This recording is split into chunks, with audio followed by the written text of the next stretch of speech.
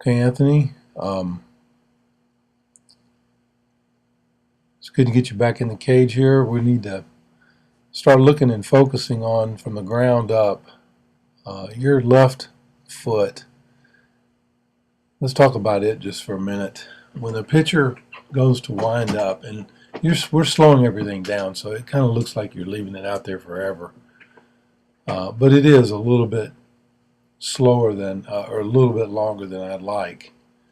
When the pitcher breaks his hands, when he comes down from his chest down to his waist to break his hands, that's when you're loading. And you're doing a good job of beginning your load at that point. And I know you were talking about keeping your foot down and not striding, not having a stride. But we're going to get enough reps. We want to start doing that next week. We want to start developing a good stride motion.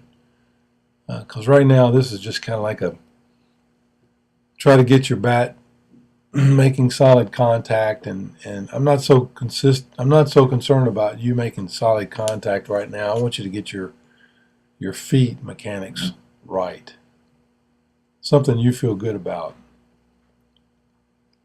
You're doing a much better job, I can see, in getting your right hip into it a little bit better.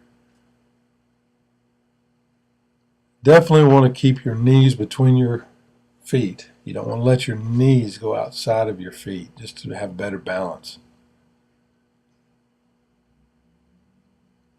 Much better right there.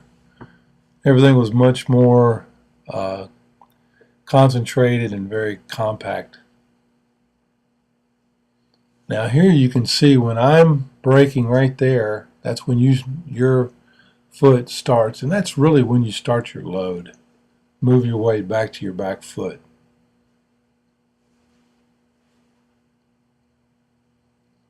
I also want to talk about trying to keep your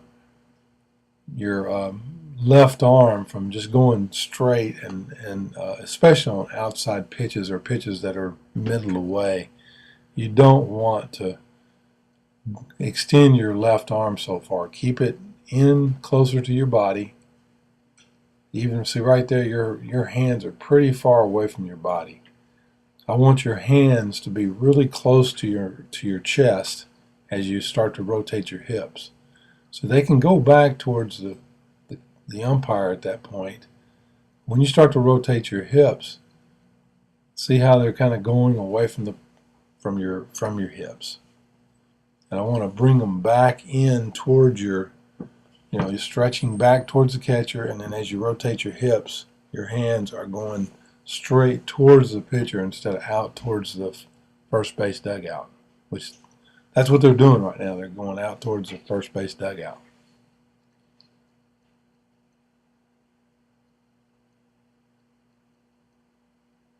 See how long that swing was right there? And we're going to talk more about you focusing on staying inside the baseball, the side that's closest to you. I want your hands to stay in as far away from them as you can get. See, they're kind of getting, your hands are going out towards the ball, and then they're coming back towards the third baseman, and it just makes a long circle.